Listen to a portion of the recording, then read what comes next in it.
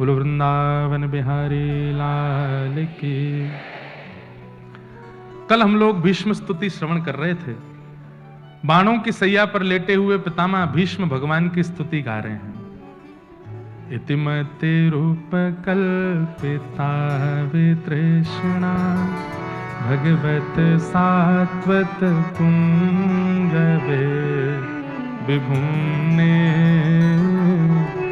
स्वसुखमुपगते क्वचिद् विहर्तुं प्रकृतिमुपेयुषि यद्भवत् प्रवाह त्रिभुवनकमनं तमालवर्णं रविकरगौरवराम्बरं दधाने वपुरलककुला वृताननाब्जं विजय सखेरतिरस्तु मेन वद्या। श्रीमद् भागवत जी के बंधुओं, श्लोक साक्षात कृष्ण है। अगर किसी व्यक्ति को भागवत जी का चस्का लग जाए ना, तो वो ऐसी ये स्तुतियां हैं, गोपी गीत है, भ्रमर गीत है, भीष्म स्तुति है, इनका पाठ करना प्रारंभ कर दे। जैसे बंधुओं हम माला करते हैं ना, एक मन का, दूसरा मन का, तीसरा मन का, चौथा मन का, पांचवा, ऐसे किसी कोई 28 नग के करते हैं, कोई 108 के करते हैं, कोई 1008 के करते हैं। ऐसे ही स्तुतियों की भी एक माला होती है। ध्यान से सुनिएगा, स्तुतियों की माला कैसे। आपको कितनी स्तुतियां याद है? एक याद है, दो याद है, कम से कम 8 तो होनी चाहिए। 8 स्तुतियां याद होनी चाहिए। स्तुतियों में जैसे अगर भागवत के उपासी हैं, या वृंदावन से कई लोग यहाँ दीक्षित बैठे हैं, हरिदास परंपरा से हैं, हरिवंश परंपरा से हैं, वल्लभ कुल से हैं, रामानुज परंपरा से, रामानंदी परंपरा से, अपनी परंपरा के पाठ कीर्तन, उन सब में कम से कम 8 चीजें आप याद करो और उनको भी माला की तरह करो। जैसे भागवत जी के उपासक कैसे करें? भीष्म स्तुति का पाठ किया, फिर उसके बाद गोपी गीत का पाठ किया, भ्रमर गीत का पाठ किया, भिक्षुक गीत का पाठ किया और वेणु गीत का पाठ किया। इतने पाठ आपने कर लिए। अब माला की तरह क्या होता है कि माला मन के से फिर दोबारा फेरी जाती है, फिर दोबारा उसका पाठ करो, फिर उल्टा पाठ करो, फिर वेणु गीत का पहले करो, फिर भिक्षुक गीत का करो, फिर गोपी गीत का करो, और फिर भ्रमर गीत का करो, फिर भीष्म स्तुति का करो। इस प्रकार स्तुतियों की माला। अब आपको पद याद है, स्तुति याद नहीं है। सूरदास जी के, कुंभनदास जी के, छीत स्वामी जी के, गोविंद दास जी के, तो जो जो पद याद हैं उनको भी माला की तरह करो। सूरदास जी के पद से शुरू किया गोविंद दास जी तक, फिर वहां प्रणाम करके फिर गोविंद दास जी के पद से शुरू किया सूरदास जी तक। ये पदों की माला। अब आप लोग महाराष्ट्र में रहते हैं, वारकरी कीर्तन याद है, संत ज्ञानेश्वर माउली के, तुकाराम जी के, नामदेव जी के, एकनाथ जी के, जनाबाई जी के।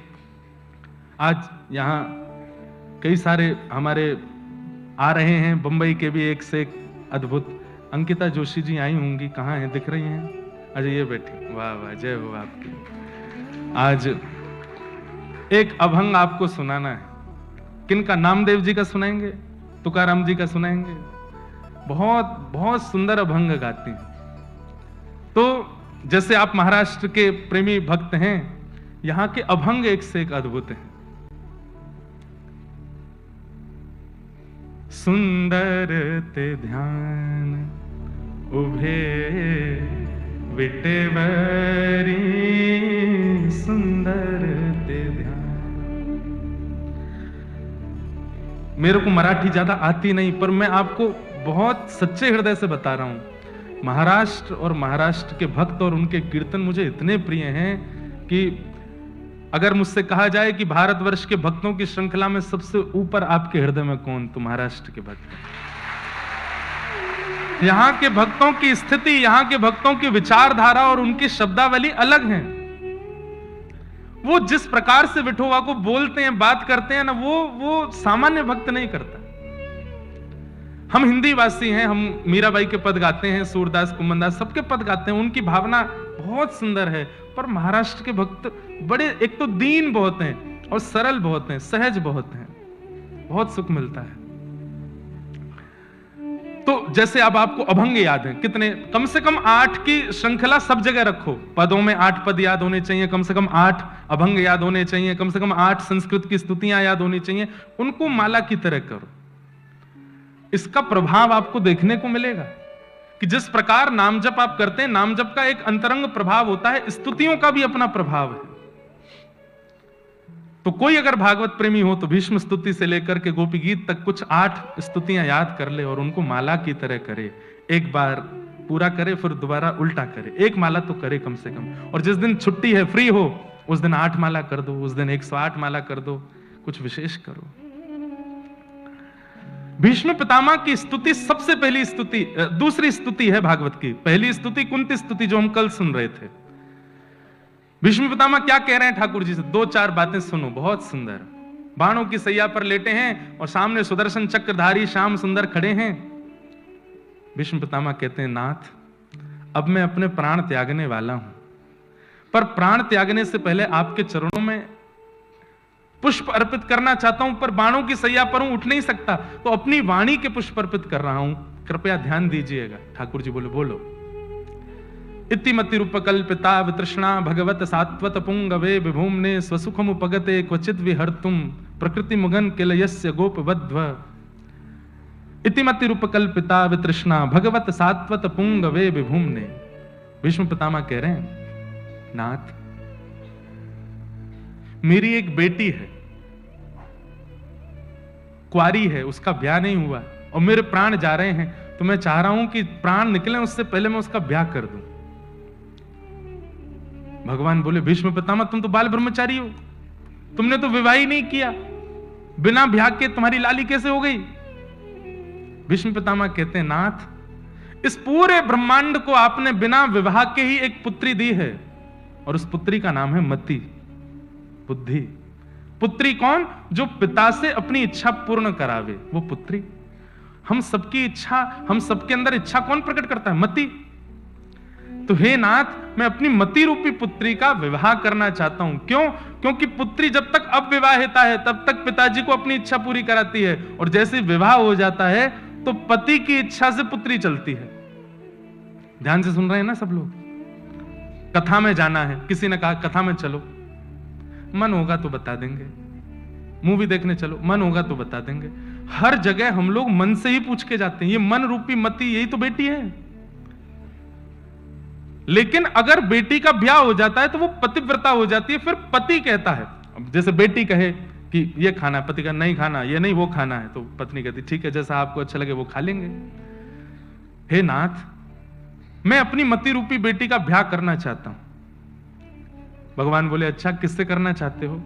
बोले, त्रिभुवन कमनम तमाल वर्णम रविकर गौरवराम्बरम दधाने। त्रिभुवन नायक, तीनों भुवन जिनकी छवि छटा देख करके आनंदित हो जाता है, ऐसे त्रिभुवन नायक आपसे मैं अपनी पुत्री का ब्याह करना चाहता हूं। भगवान बोले, हम तुम्हारी बेटी को पसंद हैं, तुम्हारी मति को पसंद हैं। देखिए, स्तुति बड़ी बात नहीं है। स्तुति में शब्दों में प्रस्तुतिकरण क्या है? सीधे कह देते कि मेरी मति आपके चरणों में, नहीं, एक पूरा डेकोरम बनाया है कि मेरी बेटी, मेरी मति मेरी बेटी है और उसका ब्याह मुझे आपसे करना। इसी प्रस्तुतिकरण से तो ठाकुर जी प्रसन्न होते हैं। सुबह उठ गए, घंटी हिला के ठाकुर जी उठा के बैठा दिए, आरती कर दी, चना चनोरी का भोग लगा दिया, इससे प्रसन्न होते हैं ठाकुर जी। सुबह उठ करके गए, स्वयं स्नान करके हाथों में इत्र लगाया, सुगंधित हो गए, धीमे से ठाकुर जी के जहां विराजते हैं वहां द्वार पर गए, धीमे से थोड़ा उसको नॉक किया, या फिर बाहर से ही ऐसी कुछ आवाज कर दी कि ठाकुर जी सतर्क हो जाएं कि हम आ रहे हैं। फिर भीतर प्रवेश किया, फिर धीमी सी कोई लाइट या फिर कोई दिया जलाया, सीधे ही लाइट सारी ऑन कर दी, ठाकुर जी के चौंधा पड़ता होगा आंखों में, कोई दिया जलाया। फिर उसके बाद ठाकुर जी की रजाई में धीमे से हाथ नेक घिस करके, नेक थोड़े उष्ण करके भीतर रखे, ठाकुर जी के चरण दबा रहे हैं, कोई मधुर मधुर स्वर गा रहे हैं। ठाकुर जी को भी लगे, आहा, कितने भाव ते उठा रहा हो, कितने प्रेम ते उठा रहा है। फिर धीरे से रजाई हटाई, उठते पट दूध पियो, हल्का हल्का सा दूध गर्म है, ठाकुर जी के सामने कटोरी में धर दिया, उसमें केसर है, इलायची है, थोड़ा सा ठाकुर जी के लिए लड्डू लेके आए, मक्खन लेके आए, फिर पूछ रहे हैं नहावे की इच्छा है, स्नान करोगे? और फिर उस समय मन को जो तरंग आवे, आपको पता है भक्ति की स्थिति एक ऐसी आती है, ठाकुर जी बात नहीं करते स्पष्ट, तरंगें आती हैं। आप अपने लाल जी से पूछते हैं और सामने से एक तरंग आपके हृदय को स्पर्श करती है, आप अनुभव करेंगे, कभी कभी रोंगटे खड़े हुआ करेंगे। वो तरंगे ही ठाकुर जी की वार्तालाप है। पूछो नहाना है, तो अगर तरंग आने से रोंगटे खड़े हो जाएं तो ठाकुर जी आज्ञा कर रहे हैं जाड़ो पड़ रहा ना नहानो। और कोई रोंगटे वोंगटे खड़े नहीं हुए, ठाकुर जी कोई यहाँ पसीना वसीना सा आपको अनुभव करा दें, ठाकुर जी कह रहे हैं हम गर्मी लग रही नभाओ, ठाकुर जी को स्नान कराओ, पोशाक पहनाओ, पोशाक पहना करके ठाकुर जी को इत्र लगाओ, बैठाओ, फिर सुंदर आरती करो, राजभोग कराओ। ये सेवा का प्रकल्प है। अब इसमें प्रस्तुतिकरण अच्छा है तो ठाकुर जी राजी रहते हैं। अब रोज किसी वही आपका नियम वही बन गया है, सुबह ये खिलाना है, ऐसे उठाना है, ये दिया जलाना है, यहां करना है, वो करना है, मन नहीं लगेगा ठाकुर जी का। ठाकुर जी को प्रस्तुतिकरण तो दो, तभी तो वो आनंदित होंगे, सुखी होंगे।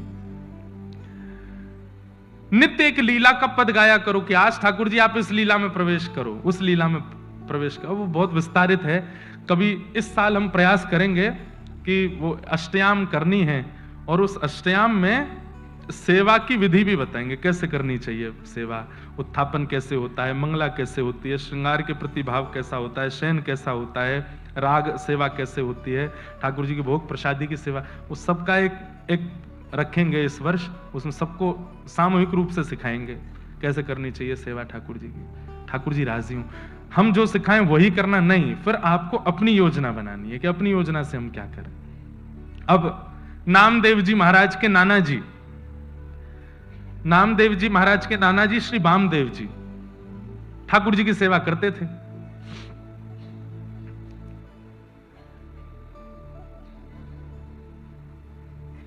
आप कोई पद ढूंढ के रखिएगा नामदेव जी का, अभी गाना है, अभी बीच में ही गाना है।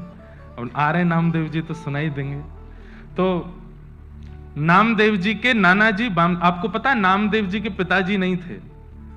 श्री नामदेव जी महाराज अकेली माता के पुत्र हैं। बाल अवस्था थी, मीराबाई जैसा चरित्र है कि जैसे मीराबाई बचपन में अपनी मां से पूछती थी कि मेरे पति कौन, तो मां ने कह दिया ये गिरधर गोपाल तेरे बींद हैं, तब से ही मान लिया कि ये मेरे पति हैं। ऐसे ही श्री नामदेव जी की जो माता जी थी, उनको भी बाल्यकाल में ऐसा कह दिया ये ठाकुर जी ही तेरे पति हैं। इतना विश्वास प्रगाढ़ कर लिया कि पिताजी कह करके कहीं गए, महीनों बाद लौट करके आए, अभी थोड़ी कुमार अवस्था की थी और लौट करके आए तो क्या देखते हैं कि उनकी बालिका जो है वो 2-3 महीने की गर्भवती है। आकर के देख करके आश्चर्यचकित हो गए। उन्होंने पूछा तो नामदेव जी की माता जी बोली पिताजी आपने कहा था कि ये मेरे पति हैं, तो बस वो मेरे पति हैं, मैं उनकी गृहिणी हूं, उसी कृपा से हम दोनों का विवाह हुआ, उन्हीं की संतान गर्भ में है। जिन पिताजी ने बोला उन्हीं को विश्वास नहीं हुआ, वही कह रहे हैं ऐसे कैसे हो सकता है, ये तू झूठ बोल रही है, तू मेरे सामने झूठ बोल रही है, समाज क्या कहेगा, संसार क्या कहेगा, विवाह हुआ नहीं, तेरे गर्भ में बालक। पिताजी मैं झूठ नहीं बोल रही, लेकर के गए ठाकुर जी के सामने, बोले शपथ खा के बोल। ठाकुर जी की शपथ खा करके बोली मैं सत्य बता रही हूं, ये ठाकुर जी का ही प्रसाद है। पिताजी के रोम रोम कांपने, अब भी विश्वास, तू झूठी शपथ खा रही है। तब आकाश से ठाकुर जी ने ही आकाशवाणी करके कहा ये झूठ नहीं बोल रही हैं, आपने इनको कहा कि मैं इनका पति, इन्होंने इतने भाव से मुझे पति माना, मैंने भी इनको पत्नी माना है, और इनके गर्भ में जो बालक है वो मेरा ही अंश है। और वही उनके गर्भ से जन्मे, उनका नाम हुआ श्री नामदेव जी महाराज। ऐसे ठाकुर जी के परम भक्त श्री नामदेव जी। बचपन से 3 प्रकार के भक्त होते हैं बंधुओं। एक होते हैं साधन सिद्ध, एक होते हैं कृपा सिद्ध, और एक होते हैं भक्त सिद्ध। 3 प्रकार के भक्त हैं। साधन सिद्ध कौन होते हैं? जो साधना करके भक्त बनते हैं, नाम जप करके, तिलक स्वरूप धारण करके, परिक्रमा करके, कथाएं सुन करके, भजन करके फिर भक्त बनते हैं, फिर उन पर ठाकुर जी की कृपा होती है, ये साधन सिद्ध हैं। दूसरे होते हैं कृपा सिद्ध, ये कृपा सिद्ध कौन होते हैं? जिन पर गुरुजन कृपा कर देते हैं। मतलब भक्ति इतनी नहीं है, साधना इतनी नहीं है, इतना नाम जप आदि नहीं है, पर गुरु प्रसन्न हो गए और गुरु ने प्रसन्न होकर के दृष्टि देख ली और बस आशीष दे दिया कि तू भक्त हो जा, बन गए भक्त। और ऐसी भक्ति उनके चित्त में आई। अनेक भक्तों की लीला ऐसी। रैदास जी इस प्रकार के भक्त, कबीरदास जी इस प्रकार के भक्त, गोस्वामी तुलसीदास जी इस प्रकार के भक्त। और एक होते हैं सिद्ध सिद्धा, मतलब वो जन्म से ही सिद्ध हैं, ना गुरु की कृपा है ना साधन है, वो जन्म से ही भक्त हैं और उनका प्रादुर्भाव दूसरों पर कृपा करने के लिए हुआ है। नामदेव जी कौन है? सिद्ध सिद्ध, ये जन्म से ही सिद्ध हैं। बचपन से ही भक्ति में इतनी रुचि। इनके नाना जी सेवा करते थे ठाकुर जी की, तो ये बाहर खड़े खड़े सोचते मुझे कब सेवा मिलेगी। एक दिन नाना जी से बोले मुझे भी सेवा। बोले तू अभी बालक है, अभी नहीं, थोड़ा बड़ा हो जा। थोड़े बड़े हो गए, बोले अब तो दीजिए। बोले अभी मैं हूं, जब तक मैं हूं तब तक मुझे करने दो, कभी मेरा कहीं आना जाना होगा तो ठाकुर जी की सेवा तुम कर लेना। अब तो वो हर दिन अपने नाना जी से पूछें आप कब जाओगे, आप जाओगे कब? नाना जी कोई काम नहीं है आपको, कहीं दूर चले जाओ, थोड़े पुणे आदि हुआ हो, कहीं मैं सेवा करूं ठाकुर जी की। एक दिन ऐसी योजना बनी, ठाकुर जी को ही इच्छा हो गई कि नामदेव जी मेरी सेवा करें। ये इतना व्याकुल होकर के मुझे देखते हैं, तो इनके नाना जी बड़े बड़े कार्यों को भी ठुकरा देते थे कि सेवा नहीं छोड़ूंगा, लेकिन आज एक ऐसा कार्य आया कि इनको जाना ही पड़ा। और तीर्थ के ओर जाना था, तो कुछ समय महीने लगा के आना था। बोले नामा, बोले जी नाना जी। बोले अब तेरा समय आ गया, अब मैं जा रहा हूं तीर्थ में, तू कर सेवा। ओहो, नामदेव जी तो नाचने लगे। बोले ऐसे सजाऊंगा, ऐसे श्रृंगार करूंगा, ऐसे भोग लगाऊंगा, अब तो मैं सेवा करूंगा, अब तो मैं इनके संग आनंद करूंगा। वामदेव जी चले गए, नामदेव जी सेवा में आए। ठाकुर जी की कुछ विधि सेवा की नाना जी बता के गए थे, बिना भोग लगाए पाना नहीं। ठाकुर जी के आगे भोग पधराया, भोग पधरा करके नामदेव जी बैठ गए। बोले पाओ। ठाकुर जी चुपचाप खड़े हैं। थोड़ी देर हो गई, बोले आप पा क्यों नहीं रहे? कुछ भोग में प्रसाद में कमी है, पा लीजिए नाथ। आप नहीं पाएंगे तो मैं भी नहीं पाऊंगा। एक दिन नहीं पाया, 2 दिन नहीं पाया, तीसरा दिन आ गया। यहाँ छोटे से नामदेव जी भी भूखे प्यासे बेचारे, जब तक ठाकुर जी नहीं पाए मैं कैसे पाऊं? तीसरा दिन जब आया, ठाकुर जी ने आज भी जब भोग नहीं पाया, तो श्री नामदेव जी ने एक छुरी उठा ली और अपने गले पर रख ली। बोले आपको नाना जी की बहुत आदत लग गई है, उन्हीं के हाथ का पाते हो, उन्हीं के हाथ से राजी रहते हो। मैं क्या कमी कर रहा हूं? मैं इतने भाव से तो सेवा करता हूं, मेरे हाथ से क्यों नहीं पा रहे? आज भी अगर आपने नहीं पाया, मुझे ऐसा लग रहा है मेरी भक्ति शून्य हो रही है, आप नहीं पा रहे हैं। तो आपने नहीं पाया तो मैं अपने प्राण त्याग दूंगा। इतने में ही ठाकुर जी प्रकट हो गए, हाथ पकड़ लिया। अरे नामा, मैं ऐसे थोड़ी आ जाता हूं, तपस्या करनी पड़ती, कुछ दिन प्रतीक्षा करनी। तू 3 दिन में ही तू छुरी लेके बैठ गया। कुछ दिन तो प्रतीक्षा करनी थी, कुछ दिन तपस्या कर, प्रतीक्षा कर, फिर आऊंगा। नामदेव जी ने हाथ पकड़, अब आ गए हो तो क्यों जा रहे हो? अब पी जाओ, खा जाओ इसको। ठाकुर जी बोले बहुत सरल है, बहुत सहज है। बंधुओं, या तो भयंकर तपस्वी नाम जापक आदि कुछ बन जाए तो भगवत कृपा, या अत्यंत सरल सहज बन जाए, इतना सीधा, इतना भोला भौंदू बन जाए तो ठाकुर जी की कृपा होती है। बैठ गए। नामदेव जी सुंदर सुंदर पकवान देते हैं, ठाकुर जी प्रेम से पाते हैं। अब तो इतने प्रसन्न हो गए नामदेव जी कि रोज ठाकुर जी आते हैं। नाना जी लौट करके आ गए कुछ दिन बाद। जैसे ही नाना जी आए, आकर के बोले कैसी रही सेवा आदि, कैसी चल रही है? आप ही जाके पूछ लो, भीतर जाके आप ही देख लीजिए। तुम्हारा जैसे वामदेव जी ने प्रवेश किया तो ठाकुर जी अलग ही चमक रहे थे, अलग ही उनके मुखमंडल का जो स्वरूप। बंधुओं, सेवा से ठाकुर जी की जो श्री विग्रह है वो बोलने लगता है कि मेरी सेवा कैसी हो रही है। कई लोगों के यहाँ, बुरा नहीं मानना, कई लोगों के यहाँ ठाकुर जी का दर्शन करते हैं तो ठाकुर जी ऐसे लगते हैं मुझे ले चलो यहाँ थे, मेरा मन ना लग रहा। और कई लोगों के ठाकुर जी को देख करके ऐसा लगता है ठाकुर जी इतने थाट में, इतने राजी बन करके बैठे हैं कि मतलब बस कह रहे हैं कि भैया या परिवार को खूब प्रेम दे के जाइए, मैं यहाँ बहुत राजी। बोलने की बात नहीं, अभिमान आ जाए इसलिए भी नहीं। हमारे भट्ट जी के ठाकुर जी बहुत आनंद में, इनके घर में भी गिरधर लाल जी हैं, और जैसे हमारे गिरधर लाल हैं वैसे इनके लाल जी हैं। इतने आनंद से विराजमान, में तो बहुत देर देखता रहा उनको, बहुत सुख में विराज रहे हैं। बस यही भक्ति का स्वरूप है, ठाकुर जी सुखी रहे। वामदेव जी ने जैसे ठाकुर जी को देखा और मंदिर का वातावरण, आभा, प्रभा, सुगंधी सब कुछ से लगने लगा कि ठाकुर जी सेवा तो हुई है। नामदेव जी को हृदय से लगाया, बहुत प्रसन्न हूं। अब आज से सेवा नाना जी करने लगे, सामने भोग प्रसाद रख दिया। नामदेव जी खड़े खड़े देख रहे थे। अब वो तो थोड़ी देर भोग रख के पर्दा करके उठा लिया। बोले ये क्या कर रहे हो आप? नामदेव जी बोले भोग लगाए बेटा। भोग कहां लगा, इसमें तो सारी सामग्री रखी है, कुछ खाया तो है नहीं ठाकुर जी ने। नामदेव जी बोले ऐसे ही लगता है भोग, ठाकुर जी के सामने पधरा दो, पर्दा लगाओ, उठा के ले चलो। बोले मेरे से तो ऐसे नहीं होता था, मैं तो थाली की जितनी सामग्री धरता था सब पाते थे ठाकुर जी, सब पाते थे। बोले हाँ, अच्छा तो ये ले थाली, पवा के दिखा। सामने रख दिया। नामदेव जी बोले जय जय, आ जाओ, जैसे हर दिन आते थे वैसे आ जाओ, जल्दी आ जाओ। ठाकुर जी नहीं आए। 2-3 बार पुकारा, नहीं आए ठाकुर जी। तो नामदेव जी को पता था तरीका, फिर से छुरी लेके आए और छुरी ला करके जैसे ही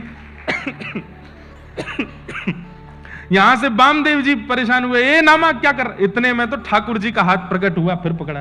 बोले तूने बढ़िया तरीका ढूंढा, बार बार छुरी रख लेता गले पे। हाँ आप लोग नहीं करना ऐसा है ना। मुंबई में 4 लोगों ने छुरी रखी कथा सुन के, ऐसा नहीं करना। ये सुनकर के करने वाली बात नहीं थी ना, उन्होंने सुना थोड़ी था कहीं से, वो तो जिद थी उनकी अपने आप ही। ठाकुर जी बोले नामा तुझे मैंने बोला था ना, इतनी जल्दी प्रकट नहीं कराया कर मुझे, थोड़ी तो तपस्या, थोड़ा तो धैर्य किया कर। मुझे कितना कुछ छोड़ के आना पड़ता है, पूरा ब्रह्मांड का भार मेरे सिर पर है, सब कुछ देखना होता है, तू समझता ही नहीं है। बोले अच्छा ठीक है, नाना जी को दर्शन दो। नाना जी तो वैसे ही भाव विभोर खड़े बैठे सामने, इतना जीवन निकल गया कभी ठाकुर जी नहीं देखे। बारे नामा तेने 3 दिन, इतने दिन की सेवा में ठाकुर जी प्रकट कर दिए। ऐसे श्री नामदेव जी महाराज हमारे।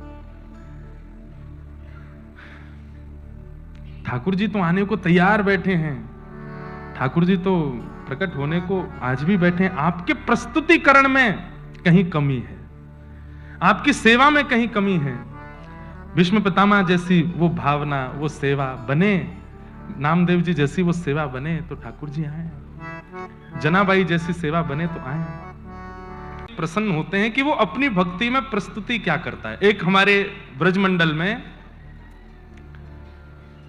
मदन मोहन जी जो करौली में विराजमान हैं, सब लोग इधर देखो ध्यान से सुनो। मदन मोहन जी के परम भक्त हुए श्री सूरत ध्वज उनका नाम था। क्या नाम था? सूरत ध्वज। संडीला एक जगह है उत्तर प्रदेश में, वहां के वे सूबेदार थे। तो राजा दिल्ली में बैठा है, लेकिन उसने अपने कई सारे मंत्री जगह जगह बैठा रखे हैं जो वहां के व्यापारियों से टैक्स लेते हैं, कर लेते हैं और राजा को बेचते हैं। तो वो टैक्स लेने का, कर लेने का काम इनका था, सूबेदार सूरत ध्वज जी। लेकिन ठाकुर जी के इतने परम भक्त थे, इतने परम भक्त थे, इनका बस मन होता था कि मैं एक दिन आवे सब छोड़ करके वृंदावन चला जाऊंगा। तो एक बार मदन मोहन जी के लिए इन्होंने गुड़ की सामग्री संडीले से भेजी, गुड़ भेजे, बहुत दूर है वृंदावन से। तो जब ये गुड़ खरीद करके भिजवा रहे थे तो लोगों ने कहा कि महाराज इतना आप खर्चा कर रहे हैं, यहां से गुड़ खरीद करके आप वृंदावन भिजवा रहे हैं, आने जाने का इतना खर्चा हो जाएगा, इससे बढ़िया तो आप किसी को पैसे लेकर के वृंदावन भेज दो, वहीं से गुड़ खरीद करके ठाकुर जी को दे देंगे। तो इन्होंने कहा बोले तुम नहीं जानोगे, ये प्रेम की बात है। प्रेमी व्यक्ति अपने प्रेमी जहां रहता है वहीं की सामग्री किसी को कह दे कि उसको ले जा करके दे दो, इसमें विशेषता नहीं झलकती। हम अपने यहां से सामग्री उसके पास भिजवाएं, ये प्रेम का स्वरूप है। और चाहे दुगना खर्चा हो पर मैं गुड़ यहीं से भिजवाऊंगा, खुद अपने आंखों से देख करके। वड़ा पाव हमारे यहां भी बनते हैं। अब आपने क्या किया कि बात हुई हमसे, हमने कहा वड़ा पाव खाने का मन है, आपने वहीं एप्लीकेशन खोली, वृंदावन के पास कहाँ मिलता है, वहीं से ऑर्डर कर दिया, हमारे एड्रेस पे आ गया, काम चला हुआ बात है। पर जैसी बात हुई मैंने कहा वड़ा पाव की बड़ा मन हो रहा है। बोले अच्छा ठीक है हम करते हैं कुछ व्यवस्था। बिना बताए आपने फ्लाइट पकड़ी, यहां से बड़ा पाव लेकर के सीधे वृंदावन आए, आकर के सीधे मारे जल्दी खाओ खराब हो जाएगा। इसमें प्रेम ज्यादा है ना। तो ऐसे ही उन्होंने गुड़ वहां से ना खरीद के वहां से भिजवाया। तो गुड़ बैलगाड़ियों में भर करके जब संडीले से चला, 2 दिन लगे वृंदावन पहुंचने में। रात्रि 2 बजे वृंदावन पहुंचे बैलगाड़ी।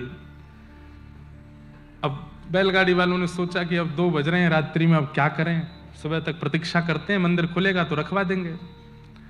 जैसे ही बैलगाड़ियों ने वृंदावन प्रवेश किया, सो रहे थे मदन मोहन जी के पुजारी, ठाकुर जी स्वप्न में पहुंच गए। बोलो मुझे भूख लगी है बहुत जोर से। तो ठाकुर जी आपका भोग रख के तो आए हम, उन्ना में भूख खावे को मन नहीं है। तो बोले गुड़ की खीर खाऊंगा। बोले गुड़ की खीर ठाकुर जी, अभी रात्रि की मध्य रात्रि हो रही है, 2-4 घंटा बाद मंगला का समय है, मैं आज आकर के पहले आपके लिए गुड़ की खीर ही बना दूंगा। ठाकुर जी बोले अच्छा, एक तो मैं यहाँ तड़प रहा हूं, तुम को और तड़पानो चाहे, 2-3 घंटा मुंह पे सबर ना है रो, मुंह अभी खाने। पुजारी जी बोले ठीक है मैं आ रहा हूं। स्वप्न में ही बात हो रही। बोले सुन, जो हमारी रसोई में गुड़ धरो वाको नहीं खाऊंगो।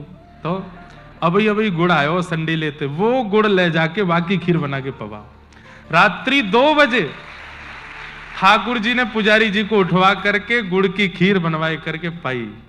ऐसे श्री सूरत ध्वज जी महाराज। तो आपकी भक्ति में प्रस्तुतिकरण, आपकी भक्ति में नया क्या कर रहे हो आप, उससे ठाकुर जी रीझते हैं। तो अपनी भक्ति में कुछ ना कुछ ऐसी नवीनता, उसके प्रस्तुतिकरण में विशेषताएं लाया करो ताकि ठाकुर जी रीझें, ठाकुर जी आनंदित हों।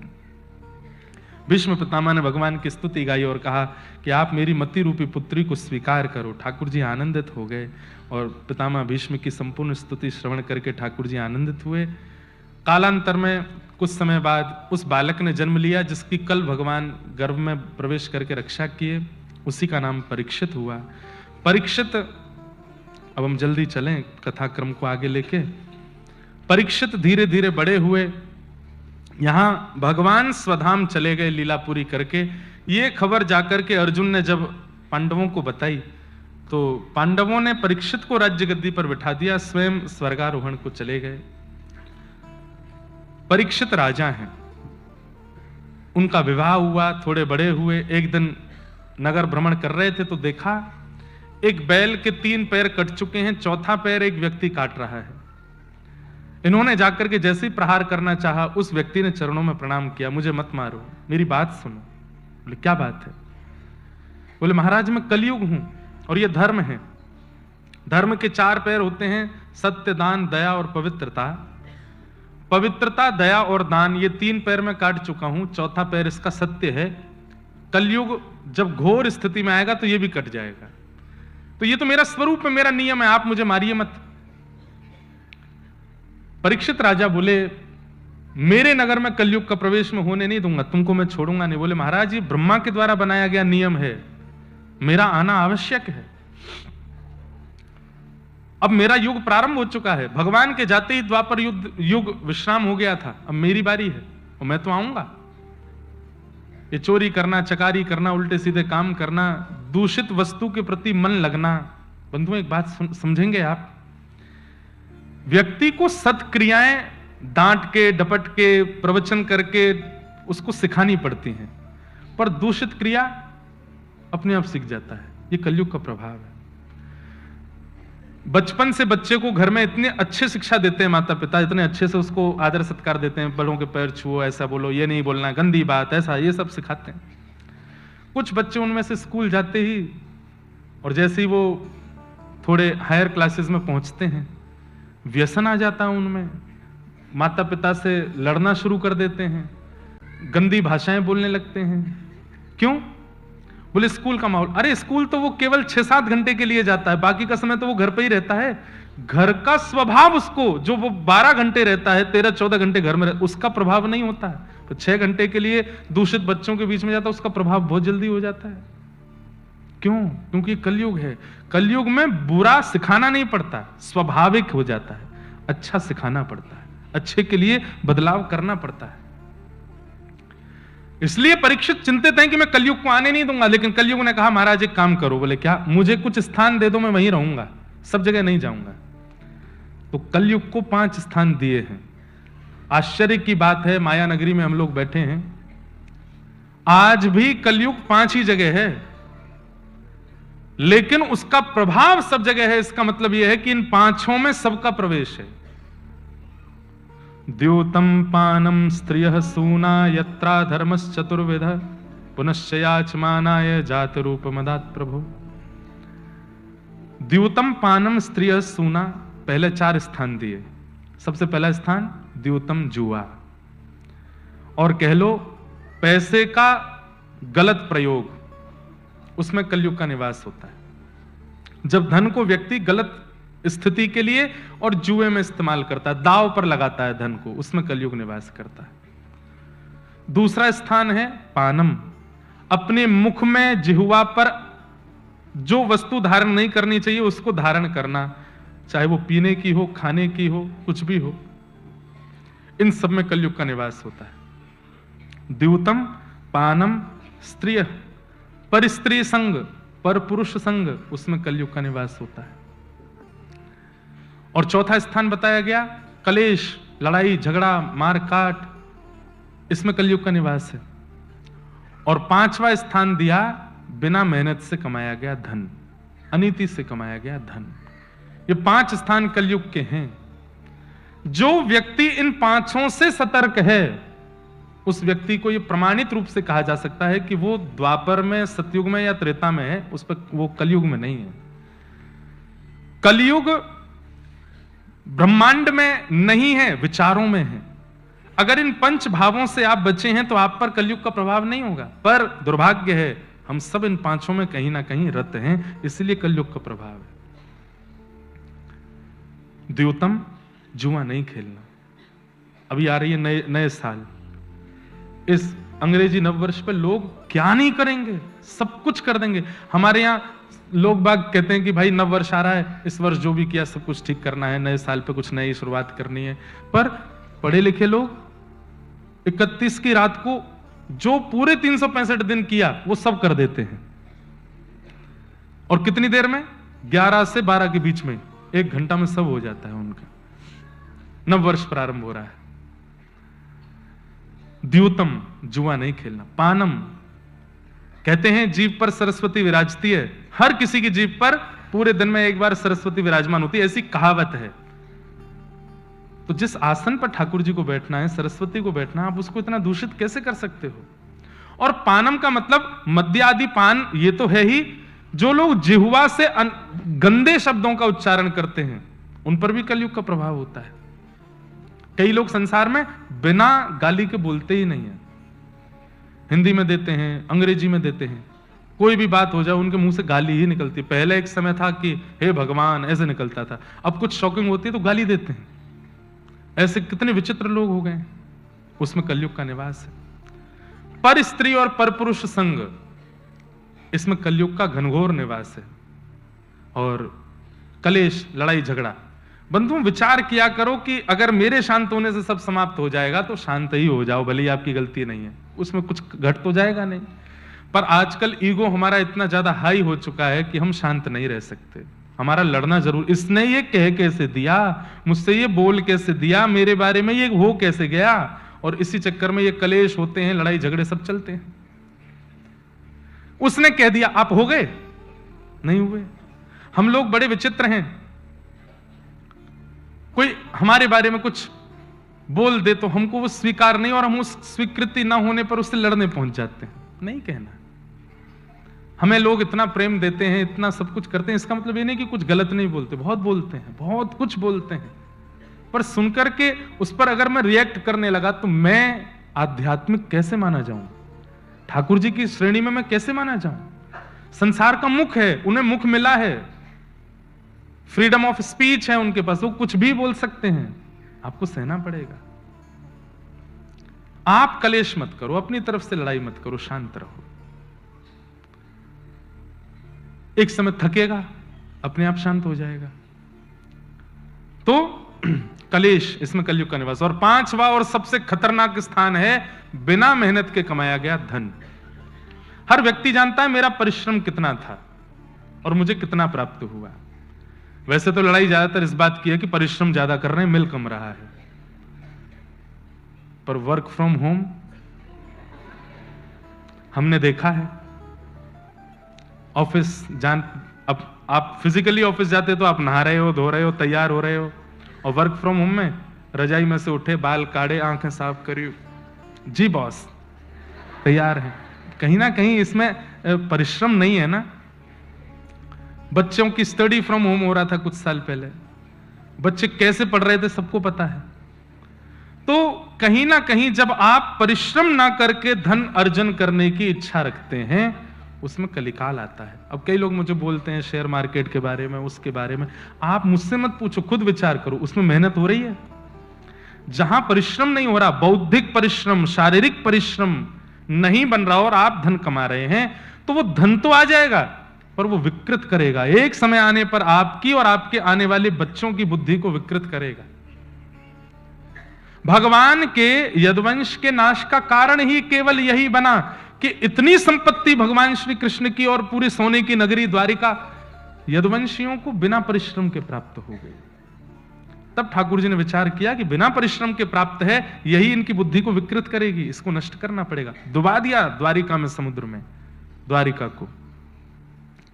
इसलिए अनीति का जो धन होता है, अब पुलस्त्य ऋषि के खानदान में जन्मा है रावण, ब्राह्मण कुल में जन्मा है, सारस्वत ब्राह्मण है, फिर भी राम जी से इतना विद्वेष क्यों? अनीति का धन घर में जब आता है तो सर्वगुण होने के बाद भी बुद्धि विकृत हो जाती है। घर में तप अनुष्ठान ब्राह्मणों के आने के बाद भी बुद्धि विकृत हो जाती है। इसलिए बिना मेहनत का धन रखना ही नहीं है। ये 5 स्थान कलयुग को प्रदान किए। राजा परीक्षित लौट करके आए, आकर के अपने तहखाने में से एक मुकुट उतार करके अपने सिर पर धारण किया, बस देखने के लिए कि मैं कैसा लग रहा हूं, और बस उसी से ही हृदय में विकृति प्रारंभ हो गई। आखेट को वन में गए शिकार करने के लिए, वहां पर शमीक ऋषि के आश्रम पहुंचे, जल की इच्छा हुई, पानी मांगा, लेकिन शमीक ऋषि समाधि में बैठे थे। तो राजा परीक्षित को लगा पाखंड कर रहे हैं मेरे सामने, ये सब पाखंड कर रहे हैं, मैं जल मांग रहा हूं मुझे जल नहीं दे रहे। अब समाधि ना लग के पाखंड लगने लगे। यही कलयुग का प्रभाव है। किसी के माथे पर तिलक दिख करके कोई व्यक्ति पाखंड समझने लगे, यही कलयुग का प्रभाव है। किसी को भजन कीर्तन में नृत्य करता देख व्यक्ति उसका उपहास करने लगे, यही कलयुग का प्रभाव है। अरे तिलक लगाना उपहास का कारण बन गया, धोती पहनना उपहास का कारण बन गया, शिखा रखना उपहास का कारण बन गया। आजकल तो सुबह जल्दी उठना भी उपहास का कारण बन जाता है। मित्र परिवार के लोग जब बैठते हैं आपस में एक दूसरे की दिनचर्या पूछ रहे हैं, और कोई व्यक्ति कहते मैं तो सुबह 4 बजे उठ जाता हूं। भैया तू तो संत है, हमसे तो दूर ही रहे भैया जी, 4 बजे कौन उठता है यार, हैं शरीर के साथ इतना अन्याय कौन करता है। 4 बजे उठना अन्याय हो गया। चाय ना पीना ये उपहास का कारण बन गया है। प्याज लहसुन ना खाना, इसके प्रति बड़ी हीन बुद्धि हो गई है। भक्ति आदि तो इसमें तो बदनाम है ही है लोग, कथा सुनने वाले, भक्ति करने वाले, वृंदावन जाने वाले तो अब थोड़ा जाके संभली है दुनिया। अब तो वृंदावन जाना ट्रेंड हो गया है, अब वो नहीं है, पहले था। पर फिर भी दिनचर्या जिनकी व्यवस्थित है उनका भी उपहास करते हैं संसार के लोग। ये कलयुग का ही तो प्रभाव है। जहां पर सुधरे हुए लोग, मैं कथा में कहा करता हूं, पहले के जमाने में विवाह होता था तो आपस में बातचीत होती थी, खाना पीना तो नहीं होता ना, खाते पीते तो नहीं है ना, जिससे हमारा ब्याह हो रहा है वो लड़का ठीक है ना, कुछ उसमें व्यसन तो नहीं है ना। तब घर, अरे नहीं भाई वो सुपारी भी नहीं खाता, उसी से ब्याह होगा। अब माता पिता तो आपस में मिल आते हैं, नंबर एक्सचेंज करके लड़का लड़की पूछते हैं तुम पीते हो कि नहीं, बोले हाँ पीते हैं, तो फिर डन, अब तो तुमसे ही शादी करनी है, अब साथ में पिया करेंगे। कौन सी वाली, वो वाली। कितना दूषित जमाना हो गया है। अब बिगड़ा हुआ होना अच्छा माना जाता है और सुधरा हुआ होना उसको त्याग दिया जाता है। ये कलयुग का प्रभाव नहीं है तो क्या है। 11 बजे नींद आ रही है तो लोग 11 बजे कौन सोता है भाई। हम वो जमाने के लोग हैं जब 8-9 बजे सो जाते थे। हम भी अपनी छोटी स्थिति में जब छोटे छोटे बच्चे थे, याद है हम 9 बजे तक सोना होता था, 5 बजे उठ जाते थे, नहा धो के 7 बजे स्कूल चले जाते थे। स्कूल जाने वाले, ऑफिस जाने वाले तो आज भी जल्दी ही उठते हैं, पर संडे को, शनिवार को तो रात में वही लेट होता है, सुबह जल्दी। मतलब इसका मतलब वो मजबूरी में कर रहे हो आप, वो आपका दिनचर्या नहीं है, और दिनचर्या अगर बन जाए तो उपहास का कारण है। कितना ये कलयुग का प्रभाव नहीं है तो क्या है। तो कलयुग के प्रभाव से शमीक ऋषि में दोष दिखा। मैं जल मांग रहा हूं और ये आंख बंद करके बैठे हैं। इस पाखंडी को बताता हूं, मरा हुआ सर्प गले में डाल दिया। शमीक ऋषि तो तब भी समाधि में बैठे रहे। उनके पुत्र ने यह दृश्य देखा और शाप दे दिया, मेरे पिता की समाधि का उपहास किया, मैं शाप देता हूं राजा परीक्षित को 7 दिन में तक्षक सर्प डसेगा और इनकी मृत्यु हो जाएगी। राजा परीक्षित जैसे ही वापस लौट के गए, जैसे ही मुकुट उतार के धरा, उनको अब ग्लानि हुई, अब रिग्रेट हुआ, मैंने ये क्या किया। इतना बड़ा अपराध तो नहीं था कि मैंने मरा हुआ सर्प डाल दिया, अब मुझे दंड मिलना चाहिए।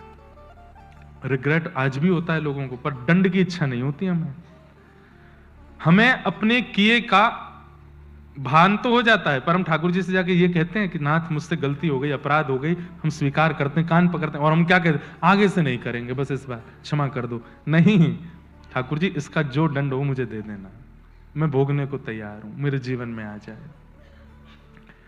स्वरूप ही होना चाहिए। वही परीक्षित ने किया। मुकुट उतारते ही जब याद आया कि मैंने अपराध किया, तुरंत ठाकुर जी से कहा, मेरे को दंड दीजिए नाथ, मैंने संत अपराध किया है।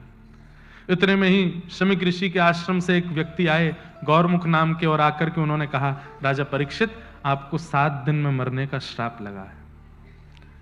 राजा परीक्षित बोले, मुझे स्वीकार है।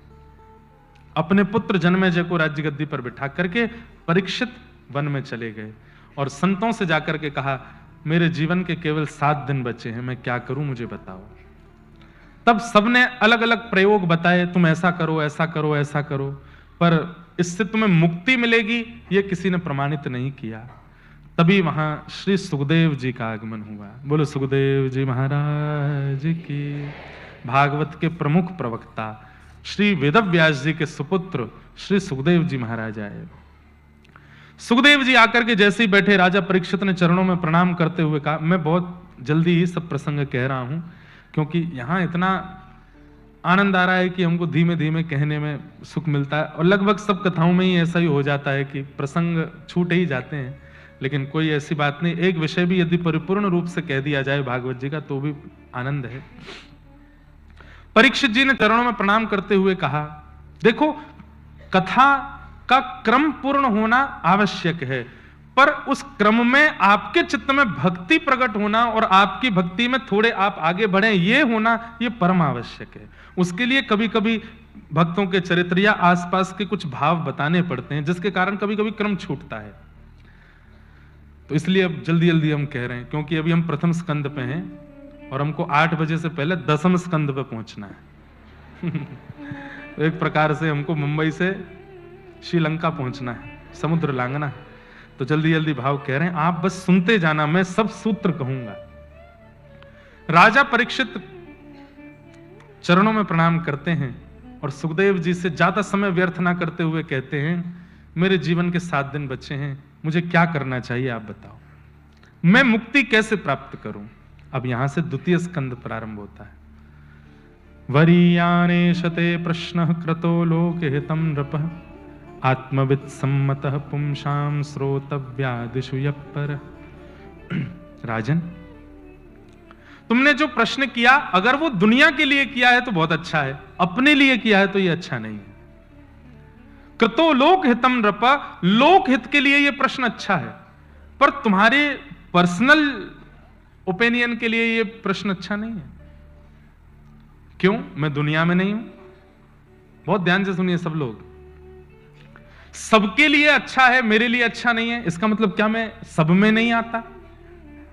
राजा परीक्षित, तुमने पूछा कि जल्दी मरने वाले की मुक्ति का उपाय क्या है। इसमें अगर तुम संसार के लिए यह बात पूछ रहे हो कि भाई संसार में कोई जल्दी मरना अवस्था में हो तो वो क्या करे, उसके लिए ये प्रश्न अच्छा है, पर तुम कौन हो यह बात अलग है। क्यों? मैं विशेष क्यों हूं? तब सुखदेव जी समझाते हैं, तुम्हारे जीवन के 7 दिन बचे हैं। सबसे पहली बात, तुमको यह पता है, संसार के लोगों को यह पता नहीं कि उनके जीवन के कितने दिन बचे। तुम्हें यह पता है कि तुम्हारे जीवन के 7 दिन बचे हैं। अब संसार में कोई व्यक्ति मरणासन अवस्था, कल ही मृत्यु हो जानी है, उसे तो नहीं पता। तो उसके लिए अगर ये प्रश्न है तो ये ठीक है, तो हम बता देंगे तो वो कर लेगा कुछ ऐसा कि भाई मेरे अगले क्षण प्राण निकले तो उससे पहले मैं ये कर लूं। पर तुम्हें तो पता है कि तुम्हारे 7 दिन बचे, पहली बात। दूसरी बात, तुम्हारे जीवन के 7 दिन बचे हैं और तुम्हारे सामने असंख्य संत बैठे हैं। तुम कुछ नहीं भी करोगे, हमें देखते रहोगे तो तुमको मुक्ति मिल जाएगी, हमारे बीच सत्संग करते रहोगे तो तुमको मुक्ति मिल जाएगी। तीसरी बात, बंधुओं, सिनेरियो को थोड़ा अनुभव किया कीजिए। जब कथा में बताया जाता है उस समय के माहौल को थोड़ा फील किया कीजिए कि क्या चल रहा है और क्या बात हो रही है। परीक्षित जी को सुखदेव जी समझा रहे हैं कि ये मुक्ति का प्रश्न तुम्हारे लिए उचित नहीं है। क्यों? पहला रीजन, तुम्हें पता है 7 दिन बचे हैं। दूसरा रीजन, तुम्हारे सामने इतने सारे संत बैठे, कोई ना कोई कुछ ना कुछ तो कर ही देगा। और तीसरा कारण क्या? तुम वो व्यक्ति हो जिसने जन्म बाद में लिया है, अपनी मां के गर्भ में ही ठाकुर जी का दर्शन कर लिया है। तुम्हें तो याद नहीं होगा पर सुना तो होगा तुमने कि जब तुम अपनी मां के गर्भ, उत्तरा के गर्भ में थे, तब भगवान अंगुष्ठ मात्र बन के भीतर आए थे और अपनी गदा चक्रा नाम की, कल मैंने ये प्रसंग सुनाया नहीं था तो बहुत अच्छा प्रसंग, अश्वत्थामा ने ब्रह्मास्त्र छोड़ दिया था तो उत्तरा दौड़ी दौड़ी भगवान के चरणों में गई कि नाथ ये ब्रह्मास्त्र मुझे मारने आ रहा है, मैं मर जाऊं, मेरा बालक बचा लीजिए। क्यों? मैं विधवा हो चुकी हूं, मेरे पति पहले ही जा चुके हैं, उनको चक्रव्यूह में मार दिया है, कम से कम मेरा बालक जीवित रहे। तो भगवान सामने खड़े रहे, वायु मात्र रूप धारण करके उत्तरा के गर्भ में प्रवेश करके अपनी गदा को चक्र के भांति घुमाया ठाकुर जी ने गर्भ में, और तब आकाश में ब्रह्मास्त्र नष्ट हुआ। ये वही बालक है परीक्षित। तुम तो वो बालक हो जिसने संसार में आया बाद में है, गर्भ में दर्शन भगवान का कर लिया है, तुम्हें दर्शन प्राप्त हो चुके हैं ठाकुर जी के। और दर्शन करने के बाद में कोई मुक्ति की कामना नहीं करता, भक्ति की कामना करता है। मुक्ति का मतलब क्या है? इस संसार से आप निवृत्त होकर के, मुक्त होकर वैकुंठ चले गए। वैकुंठ बहुत बड़ा है, ऐसा ही एक दूसरा संसार है। बस वैकुंठ यहां जैसा नहीं है। वैकुंठ में सब कुछ बहुत पवित्र है, भोजन पवित्र है, रहना सहना पवित्र है, लोग पवित्र हैं, छल कपट ये सब नहीं है। वैकुंठ, कुंठ मतलब उलझन, और उलझनों से जो मुक्त है उसका नाम है वैकुंठ। जहां कुंठा नहीं है, बुद्धि की, मन की, व्यवहार की, विचार की, उसको वैकुंठ कहते हैं। और वैकुंठ में ठाकुर जी विचरण करते हैं सचल, शंख चक्र गदा पद्मधारी ठाकुर जी कभी उधर घूम रहे हैं, कभी इधर जा रहे हैं। लोग बागों की भीड़ लगी है, क्यों? आज ठाकुर जी जल विहार कर रहे हैं, सब देखने जा रहे हैं। ठाकुर जी उनमें से किसी को अपने नौका में बैठा लेते हैं, किसी को अपने भोजन की सेवा दे देते हैं, किसी को अपना सखा बना लेते हैं। वैकुंठ में सब लोग ठाकुर जी के लिए जीते हैं और ठाकुर जी सबको सुख देते हैं, वो वैकुंठ है। पर ध्यान से सुनिएगा, वैकुंठ आपने मान लीजिए जीवन भर बहुत तपस्या की, वैकुंठ जाना हमारा उद्देश्य है, ध्यान से सुनिएगा। पर एक बात सुन लीजिए, आप खूब भजन पूजन करके जीवन भर पवित्रता करके आपने मृत्यु के बाद वैकुंठ प्राप्त कर लिया। अब वैकुंठ में जैसे ही आप पहुंचे तो वैकुंठ में क्या, ओ लाला भैया कहां चढ़ गो, ओ भैया देवता, नीचे गिर जाएगा, लाला पल्लंग को चलो जा। हाँ सुनो, अभी वैकुंठ नहीं जाना है। क्या बता रहा था मैं?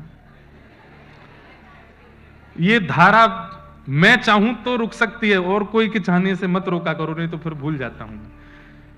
तो वैकुंठ, हाँ मान लीजिए कि आप जीवन भर भजन करके वैकुंठ चले गए। अब वैकुंठ जैसे ही आप पहुंचे, द्वार खुले, जय विजय ने आपका स्वागत किया। अच्छा, वैकुंठ में सब चतुर्भुज रहते हैं, आप भी चतुर्भुज हो जाओगे जब पहुंचोगे। चतुर्भुज होकर के आप पहुंचे, आपको बताया जाएगा ये आपका भवन है, इसमें आपको रहना है, ये आपका आसन है। आज शाम को एक सभा बैठेगी, ठाकुर जी के पहले दर्शन आपको होंगे और आप उस सभा में आ जाना, इतने नंबर चौकी पे आके आपको बैठना है, ऐसा ऐसा रहेगा। आप जाओगे, बढ़िया स्नान ध्यान करोगे, पवन सुगंधी आ रही है, बहुत सुंदर है, मन में विकार उत्पन्न नहीं हो रहे, बस भक्ति ही भक्ति चल रही है। स्नान ध्यान करके शाम को सभा में आप पहुंचे, ठाकुर जी मंच पर बैठे, उनके मधुर दर्शन करके नेत्र सजल हो रहे हैं। थोड़ी देर देखने के बाद फिर आपने देखा कि और कौन कौन है वैकुंठ में, तभी आपने दृष्टि घुमा के देखी तो सब बैठे थे। थोड़ी दूरी पर बोले भाई ये कौन है? बोले ये रावण है। थोड़ी दूर पर ये कौन? बोले कंस है। ये कौन है? बोले ये पूतना है, ये अघासुर, बकासुर, धेनुकासुर, जितने राक्षस भगवान से मरे सब वैकुंठ में। हिरण्यकश्यप भी बैठा है, हिरण्याक्ष भी बैठा है, जबकि ये तो जय विजय के ही रूप हैं, पर सब अपने अपने स्वरूप से बैठे हैं। उस समय आपको लगेगा मतलब मैंने पूरा जीवन इतनी पवित्रता से रह करके, नाम आदि करके, इतना सब कुछ घिस करके अपने शरीर को, तब मुझे वैकुंठ मिला, और ये लोग गाली गलौज करके, उल्टे सीधे काम करके और सब नरक के सब करे, ये भी वैकुंठ आ गए। मुझ में इनमें अंतर क्या है फिर? वैसे तो ये भावना कभी भक्त के चित्त में नहीं आती कि मुझसे कोई श्रेष्ठ है, मैं अश्रेष्ठ हूं, पर उस समय अपने भजन पर चिंता होगी कि मेरे भजन से मुझे वही मिला जो इन राक्षसों को प्राप्त हो गया। तो कहीं ना कहीं उस समय ये लगेगा यार इससे बढ़िया तो थोड़ा हम भी डोल डाली कर लेते। ठीक है, अब ठाकुर जी तो सबको एक ही स्वरूप दे देते हैं। तो वैकुंठ में भी कहीं ना कहीं मन में ऐसी भावना आ सकती है कि भाई मैंने इतना भजन किया और ये राक्षसों को भी वही प्राप्त हो गया, बल्कि वो राक्षस रूप में नहीं रहते, वहां पर वे भी वैष्णव रूप में आ जाते हैं। लेकिन मुक्ति से भी श्रेष्ठ है भक्ति। क्यों?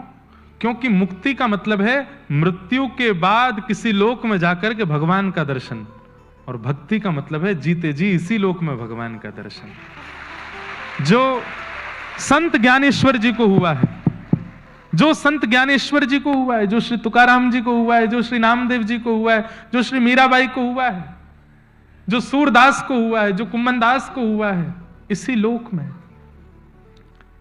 हे परीक्षित राजन, तुम मुक्ति की कामना मत करो। 7 दिन बाद मृत्यु निश्चित है, यह तुम्हें पता है। अब तो तुम यह कामना करो कि मेरे 7 दिन बाद प्राण निकले, उससे पहले ठाकुर जी को मुझे प्रकट करना है यहां पर। यह प्रश्न करो मुझसे। मुक्ति की कामना मत करो, भक्ति की कामना करो। बंधुओं, यहां बैठे जितने लोग हैं, मेरी सबसे प्रार्थना, मुक्ति तो हमें मिल ही जानी है, यह तो कन्फर्म है।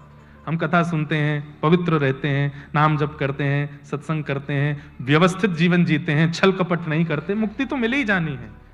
पर उद्देश्य मुक्ति नहीं, उद्देश्य ये होना चाहिए मेरी अंतिम श्वास निकले उससे पहले मुझे विठोबा को प्रत्यक्ष देखना है। हमारा उद्देश्य ये होना चाहिए।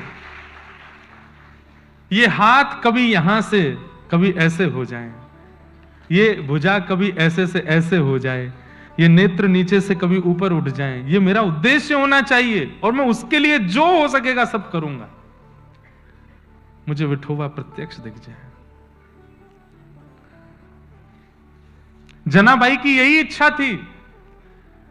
रोज जनाबाई का नाम आता है पर प्रसंग नहीं बोलता मैं, पर बहुत सुंदर प्रसंग है। अपने माता पिता के साथ गई थी पंढरपुर, और पंढरपुर किस भावना से गई थी पता है? कि मैं वहां जाऊं और मैं वहां अपने आप खो जाऊं, इसी भावना से गई। मुझे विठोबा से मिलना है। छोटी सी जनाबाई जैसे ही पहुंची पंढरपुर, एकादशी का दिन, आषाढ़ी, भयंकर भीड़ पंढरपुर में, तिल रखने की जगह नहीं है। कहते हैं कि बड़ी भरी भीड़ में जनाबाई का एक हाथ पिता ने, एक हाथ मां ने पकड़ा था। वो तो पकड़ के चल रहे थे, भीड़ देख करके जनाबाई छोटी सी, उसने सोचा इनके संग रहना तो है मुझे, माता पिता मेरे सर्वस्व हैं, पर मुझे विठोबा को प्राप्त करना है, ये मुझे करने नहीं देंगे। जानबूझ करके अपना हाथ ही छोड़ दिया और खो गई। माता पिता ढूंढ रहे हैं, कहां गई जना, कहां गई जना। जनाबाई तो नाचने लगी, अब ठीक है, अकेली हूं, अब विठोबा से मिलूंगी। माता पिता ढूंढते ढांढते 2-3 दिन नहीं मिली, चले गए। जनाबाई अब ढूंढ रही है विठोबा कहां है। गलियों में ढूंढती है, कभी किसी के घर के बाहर ढूंढती है, कभी मंदिर के बाहर खड़ी रहती है, संतों के सत्संग में जाती है, नहीं मिले। अब छोटी है, कुछ दिन निकलने के बाद याद आने लगी, बोले माता पिता कम से कम भोजन तो कराते थे, सुलाते तो, ये विठोबा कैसा, पूछने भी नहीं आता। चंद्रभागा के तट पर बैठे बैठे रोने लगी। मैंने कहा ना, महाराष्ट्र के भक्तों का जो भाव है ना ठाकुर जी के प्रति, वो अलग ही है। रोने लगी, विठोबा कब आओगे, विठोबा कब मिलोगे, विठोबा मुझे कब मिलोगे। इतने करुण पुकार से बुला रही हैं ठाकुर जी को।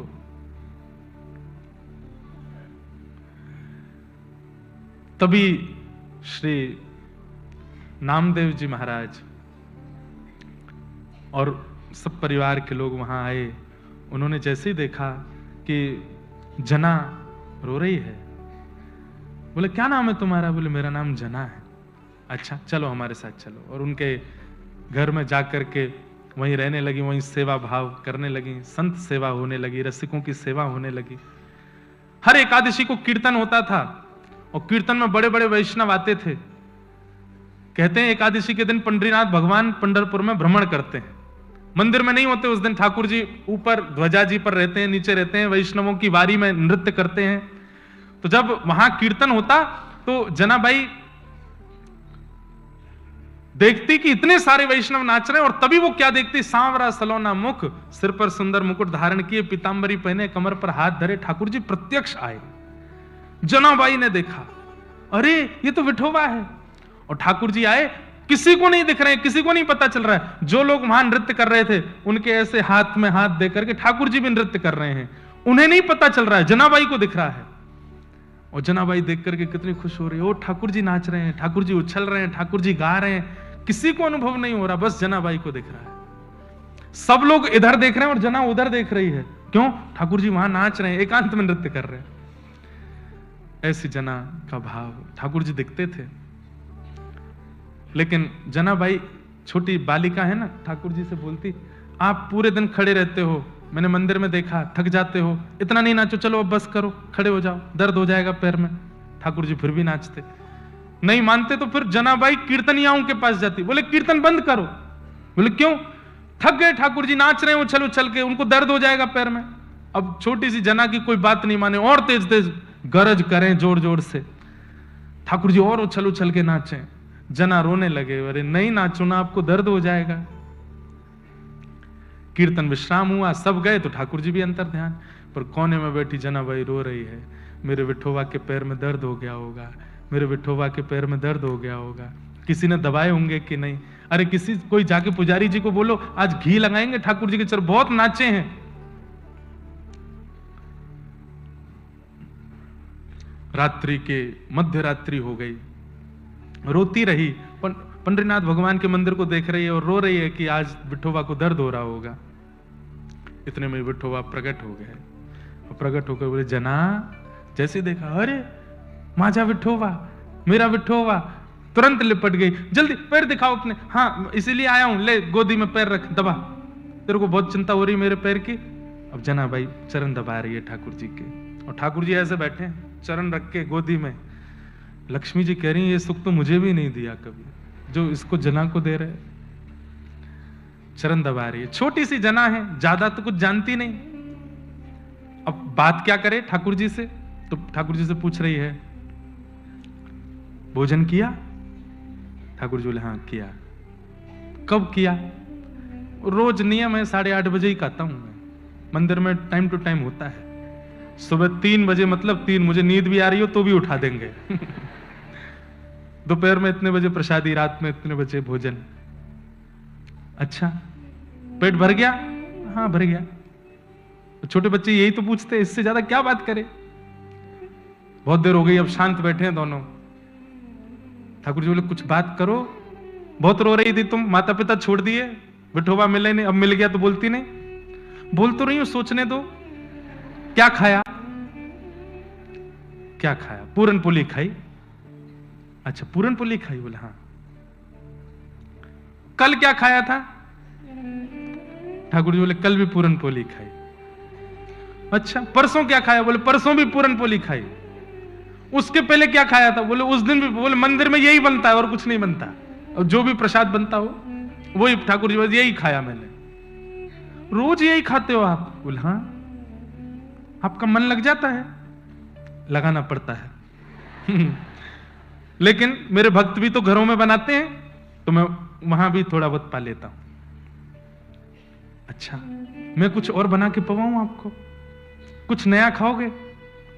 बोले तू बनाएगी? हूं तो अकेली, थोड़ी सी सहायता आप भी कर देना। ठाकुर जी बोले ठीक है बना। तो वहां से लकड़ी लेके आओ, चूल्हा जलाना है। ठाकुर जी लकड़ी लेके आ रहे हो, विठोबा लकड़ी लेके आए, ले जरा जला। जना भाई चूल्हे में रख रही है, अग्नि लगाती है, कहीं कुछ सब्जी अमनिया कर रही है, खुद व्यस्त है, ठाकुर जी बैठे, आप क्यों बैठे हो, आप भी कुछ करो। मैं क्या करूं, क्या आता है आपको। लक्ष्मी जी दूर खड़ी बोल रही, अरे जनाइयों के क्या नहीं आता, ये सब तो आता है इनको। ठाकुर जी बोले, क्या करूं बता।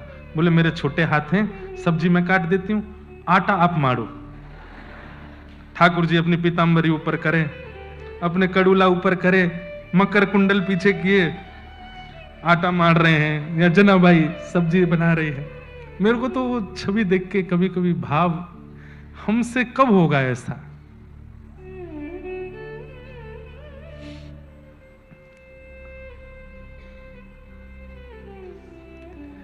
छोटी सी जना ठाकुर जी के लिए प्रसाद बना रही है। दूर खड़ी लक्ष्मी जी भी रुदन कर रही है कि ये सुख तो मेरे अधिकार में भी नहीं है।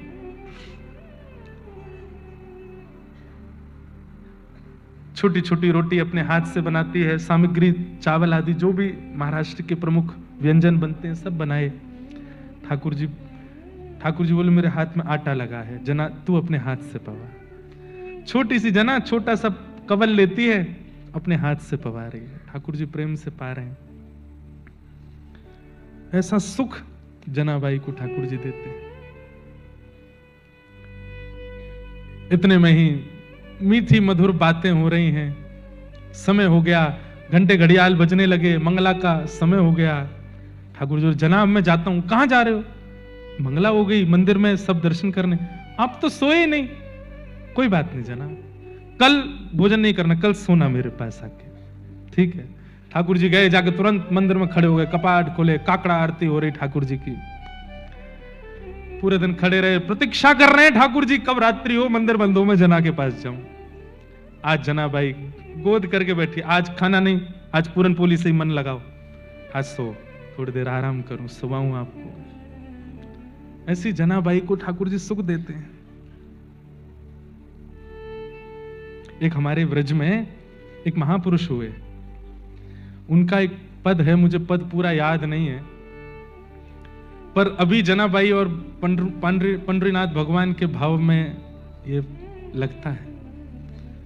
प्रीतम तू मोहे प्राणंत प्यारो, प्रीतम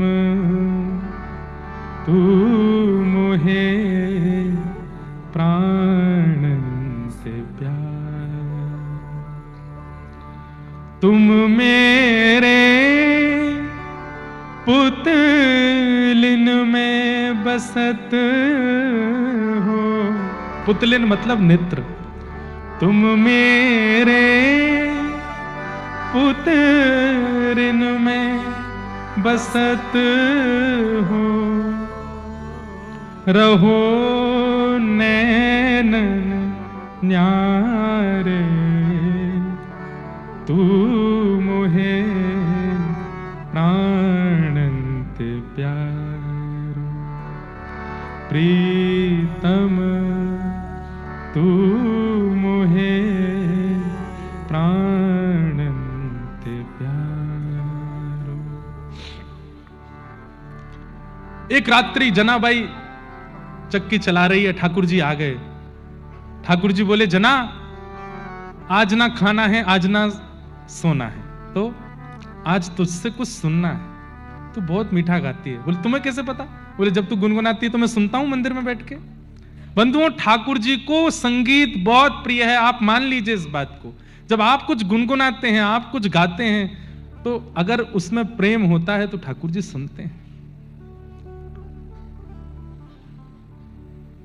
जनाबाई चक्की चला रही, बोले मुझे बहुत काम है, मैं कैसे गाऊं? बोले सुन, मैं चलवाता हूं ना। ठाकुर जी एक तरफ बैठ गए और चक्की चलवा रहे हैं। बोले तू कुछ गा।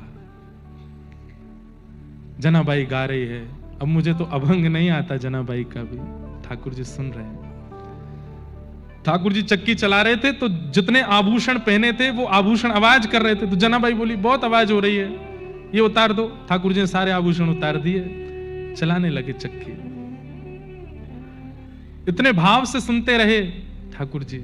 आज भी गोपालपुर स्थान है पंढरपुर के पास में, वहां स्थान है, जनाबाई की चक्की जो ठाकुर जी चलाए वो स्थान भी, सब कुछ है। कहते हैं कि जनाबाई जब गोबर के उपले थापती थी ना, तो कोई और अगर ले जाता तो जनाबाई लड़ने चली जाती उसके पास, मेरे उपले दो। अरे भाई ये गोबर के कंडों में कौन मेरा तेरा, ये जलना ही है इनको। बोले नहीं मेरे वाले मुझको दो। बोले इतने सारे हैं, तेरा कौन सा है? तो जनाबाई कान लगा लगा करके उपलों को कान पे लगाती। बोले कान लगा के क्या देखती है? बोले जिसमें से कोई आवाज ना आवे वो तेरे हैं, और जिसमें से विट्ठल विट्ठल स्वर आवे वो मेरे हैं। सोचिए, गोबर के उपलों पर हाथ जनाबाई धर देती है तो उसमें से भी विट्ठल ध्वनि प्रकट हो जाती है।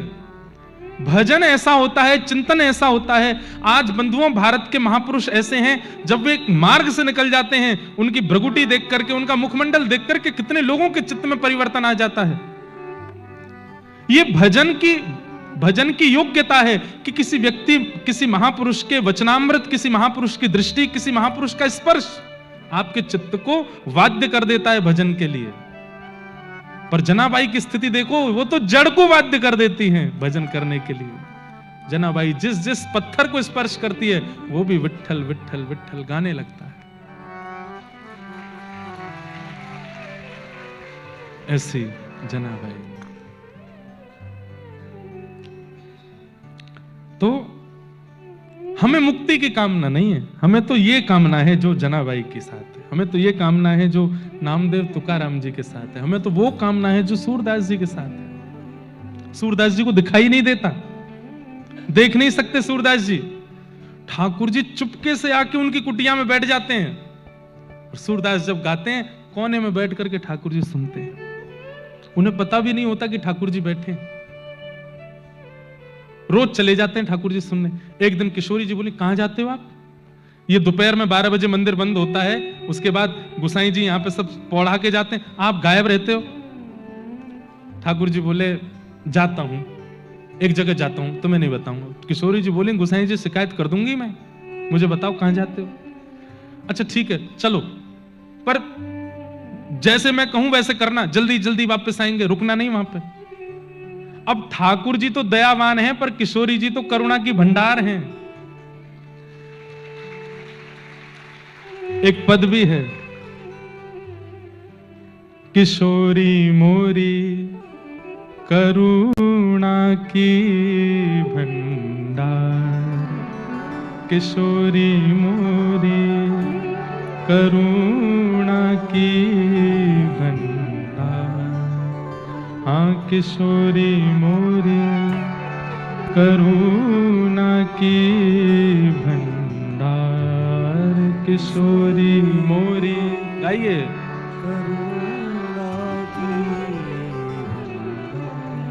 तज घन श्याम झटपट धावत, तज घन श्याम झटपट धावत, सुन कर दीन पुकार, किशोरी मोरी करुणा की भंडार, किशोरी मोरी करुणा की।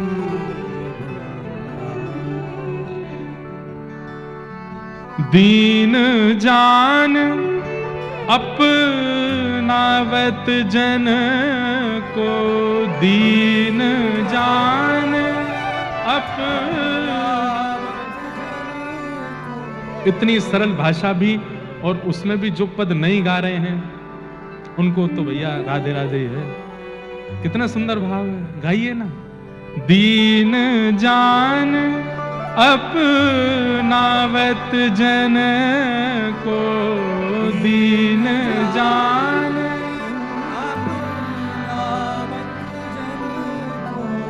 राखत चरण में लाए, राखत चरण लगा, किशोरी मोरी करुणा की भंडार, किशोरी मोरी करुणा की। और क्या करती है किशोरी जी?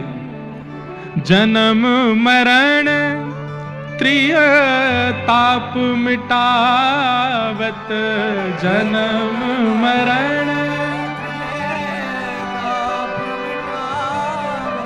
मिटा के क्या करती हैं? तो कह रहे हैं देत प्रेम उपहार, देत प्रेम उपहार। किशोरी मोरी करुणा की भंडार, किशोरी मोरी करुणा की भंडार।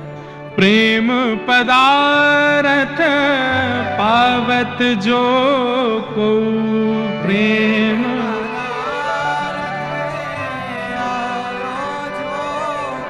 ओ आवत है यही द्वार,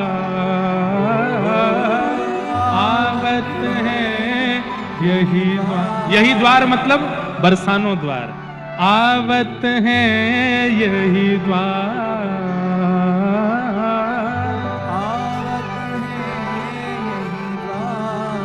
ओ किशोरी मोरी करुणा की भंडार, किशोरी मोरी करुणा की भंडार।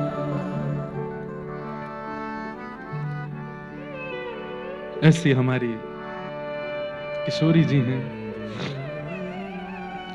बड़ी करुणा है उनके चित्त में। तो ठाकुर जी इसलिए जानबूझ के किशोरी जी को नहीं लेके जाते। क्यों? बोले मैं तो जाऊंगा, नेक देर आस्वादन करके भग आऊंगा, ये गई तो आमेंगी ही नहीं। लेकिन किशोरी जी पीछे पड़ी है, मुंह को लेके चलो।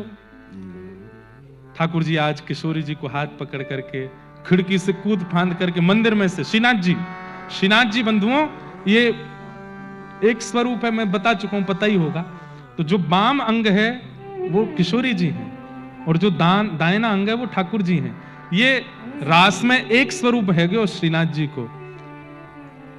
अभी ब्याहुला है हमारे ठाकुर जी का 11 से 15 जनवरी बरसाना में। उसमें आप लोग एक चीज अनुभव करेंगे कि हमारे गिरधर लाल जी सेहरा पहनेंगे, तैयार होंगे, दुल्हा बनेंगे, लेकिन विवाह का जो पूरा क्रम है वो दो स्वरूप में प्रिया प्रियतम का होगा। ठाकुर जी बस बैठे रहेंगे, लाल जी हमारे गिरधर लाल जी। हमारे घर में श्री गोपाल ठाकुर जी की सेवा है, लगभग पूज्य दादा गुरुदेव के समय से लगभग 50 वर्ष पुरानी सेवा है प्रिया प्रियतम की। विवाह की पूरी प्रक्रिया, फेरे होंगे आदि, वो सब वो प्रिया प्रियतम करेंगे। गिरधर लाल जी मुख्य दुल्हा तो वही हैं, पर क्योंकि श्रीनाथ जी में श्री जी संग ही हैं, इसलिए अलग से श्री जी विराजमान करके प्रक्रिया नहीं होगी। प्रिया प्रियतम दो रूप विराजेंगे, उनकी सब प्रक्रियाएं होंगी। बहुत आनंद आएगा, आई हो जरूर, बहुत सुख मिलेगा। तो जब लीला करने जाते हैं तो दोनों फिर दो रूप धारण करके चलते हैं। तो श्री जी को लेकर के ठाकुर जी गए सूरदास जी की कुटिया में चुपचाप। ठाकुर जी बोले धीमे भीतर आओ, चुपचाप बैठ जाओ। सूरदास जी बैठे हैं बीच में, कोई पद गा रहे हैं, ठाकुर जी का सुंदर पद गा रहे हैं। श्री जी देख रही हैं, ठाकुर जी कह रहे हैं देखो मत सुनो। बोले इन्हें दिखे ना है? ठाकुर जी नहीं दिखते। अरे तो इनको नेत्र दे दो। नहीं नहीं नहीं, ऐसे रहने दो।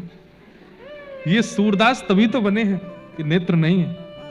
किशोरी जी तो इसी में ही व्याकुल हो गई कि इन पर नेत्र क्यों नहीं है। और उसके बाद जब सूरदास जी गाने लगे तो सुन करके ऐसी विभोर हुई किशोरी जी। ठाकुर जी आज पद में मन ही नहीं लग रहा है, किशोरी जी को देख रहे हैं। बोले आज श्री जी अभी वापस भी जानो है, उत्थापन आरती होएगी, पहुंचना, तुम अकेले जाओ। मैं बोले देखो ये वही बात होगी, मैंने कही थी कि मत चलो, अब तुम कर रही हो। किशोरी बोली गा रहे हैं ना, सुनो। थोड़ी देर गाने के बाद सूरदास जी अपनी लाठी लेकर के चलने लगे। किशोरी जी बोली वो अकेले जा रहे हैं, कहीं गिर गिरा। अरे भैया वो ट्रेंड है, पता है कहां गड्ढा है, कहां ऊंचा है, सब कर लेगा अपने आप। पर किशोरी जी कैसी करुणामयी है, नहीं नहीं संग चलेंगे। अरे दर्शन को समय है, पहुंचना वहां जाके व्यवस्थित होना, बाद में हिलेंगे, पहले इनको देखें कहीं गिर नहीं जाए। थोड़ी दूर जाके एक गड्ढा आया, सूरदास जी में गिर गए। तुम तो कह रहे हैं ना सब पता, गिर गए। अब श्री जी निकर आवे को बाहर, तुम काहे को चिंता करी, चलो नहीं इनको निकारो। ठाकुर जी ने अपनी दुशाला लई, किशोरी जी ने अपनी चुनरी लई, बांधी, ऊपर से ठाकुर, अरे बाबा गिरगो का। सूरदास जी बोले हम बे, ले मैं अपनी सॉल डाल रहा हूं, या पकड़ के आ जाओ ऊपर। सूरदास भैया वो भक्त शिरोमणि हैं, वो उन्हें पुष्टि मार्ग में जहाज कहा जाता है भक्ति का, उसमें जो सवार हुआ वो पार हो गया, वो है सूरदास। भले ही नेत्र नहीं है तो क्या, उन्हें पता नहीं है कि ये लीला कौन कर रहा है। सूरदास जी बोल रहे तुम बने रहो तो मैं भी बनूं अपने मन में, कि मुंह कुछ पता ही ना है। आवाज सुनते ही पहचान गए ये तो ठाकुर जी। और जैसी सॉल नीचे आई, सूरदास जी ने पकड़ी, सुगंधी जैसी आई, तो आज सुबह यही इत्र खोआ मिला था हमको प्रसाद में, वही इत्र है, ये तो ठाकुर जी हैं। ए सूरदास आज पकड़ ले ना, कैसे हो, आज पकड़ में आए। सूरदास जी को पकड़ करके बाहर निकालो। सूरदास जी बाहर आती ऐसी ठोकर लगाई जानबूझ के कि दोनों में तो कोई के ऊपर तो गिरूं। ठाकुर जी तो पीछे आ गए, श्री जी वहीं खड़ी रह गई, श्री जी के पांव पकड़ लिए सूरदास जी ने। ठाकुर जी ने पकड़ के श्री जी जोर से झटकाई पीछे, तो श्री जी पीछे वहीं एक पाजे वहीं गिर गई, सूरदास जी ने वो चुपचाप धर ली। ठाकुर जी, सूरदास जी बोले कौन सा लाला भैया, कौन ते काम ते आयो, ने बता तो दे। बाबा फिर कभी बताऊंगा, अभी जा रहा हूं। श्री जी को लेकर के दौड़े। अब जैसी दौड़ी श्री जी तो एक पाजेब की झनकार आवे, दूसरी की नहीं। श्री जी बोली अरे मेरी पाजेब रह गई, लौट के चलो लेके आवे। ठाकुर जी बोले मैं दूसरी दे दूंगा, मत चलो, दर्शन करने हैं, ये भगत हैं, पकड़ लेंगे हमें। श्री जी बोली नहीं, मुंह को तो वही चाहिए, यही माने ना लेके जाऊं कहीं भी, चुपचाप चलो जाऊं मैं। अरे जितनी कृपा करनी मैंने कर दी, काय को वापस सबरी उड़ेल दोगी, पूरा कृपा भंडार लुटाए दो आप तो। अरे वो सूरदास रहन दो वाकू, नहीं चलो। लौट करके आए, बोले बाबा हाँ रे लाला मैं वही हूं, जाने निकारो आपको। बोले अच्छा क्या कह रहो, मेरी सहेली संग में आई, बाकी एक पाजेब रह गई यहाँ पे, आपने देखी? सूरदास जी बोले देख तो सकूं ना हूं मैं। बोले तो मिली आपको? तो सूरदास जी बोले ये है का? हाँ हाँ बाबा यही है। बोले भैया देख मुंह दिखे तो है ना है, जो मुंह को निकाल के गयो बाकी संग की सहेली को ये गिरो, अब मैं कैसे पता करूं कि तुम वही हो, मुंह दिखे तो है ना है। बोले कैसे पता करोगे? बोले एक मेरे पास है, एक तुम्हारे पास होगी, वाकी पहचान कराए तो ये संग जो सहेली है बातें कह, अपने पाम आगे करे, वाकी पाजेब एक बार मैं देख लूंगा तो दूसरी पहना दूंगा। किशोरी जी आगे चली गई, ले बाबा मेरे पाम देख। जैसे नीचे हाथ देखे, बोले हाँ वही है, ला मैं पहना दूं। जैसे ही पहनाए, पहनाते ही सूरदास जी ने कस के श्री जी के चरण पकड़े, बोले अब नहीं छोड़ूंगा। पहले तो ने करके भाज गए, मुझको सब पता है तुम कौन हो, ये मेरी किशोरी जी हैं, करुणामयी हैं, मेरी लाडली जी हैं, और ये बोल लो का पीछे तो ये लाला है। मैं सब अरे ना ना हम कोई लाडली लाल ना है, हम तो ऐसे ही गांव के छोरा छापरे हैं। वो ना ना मुझे सब पता तुम वही हो। अब कब तक परेशान करोगे या आंधरे को, आज कृपा कर दो। किशोरी जी के तो नेत्र सजल हो गए, सिर पे हाथ फेरने लगी। बोले सूरदास नेत्र खोलो। बोले नेत्र तो है ही ना श्री। बोले मैं कह रही हूं खोलो। जैसे सूरदास जी ने नेत्र खोले, प्रिया प्रियतम युगल सरकार दोनों सामने खड़े हैं, प्रथम दर्शन किए हैं। दर्शन करके नेत्र सजल है गए, चरणन में युगल के प्रणाम कियो और बोले बस अब और कुछ नहीं चाहिए, आप दोनों इन नेत्रन में बस गए। हे श्यामाजू कृपा करके अब मुंह को फिर से आंधरो कर दो, अब और कुछ देखनो नहीं है, मैं बस यही छवि में रहूं, यही भाव में रहूं। हमें मुक्ति नहीं चाहिए, हमें ये चाहिए, हमें ऐसी भावना चाहिए, ऐसे भाव चाहिए, ऐसा विषय चाहिए। उसके लिए श्रीमद् भागवत का आश्रय बहुत आवश्यक है, क्योंकि चित्त का मार्जन, विचारों की शुद्धता तो भागवत से ही होगी।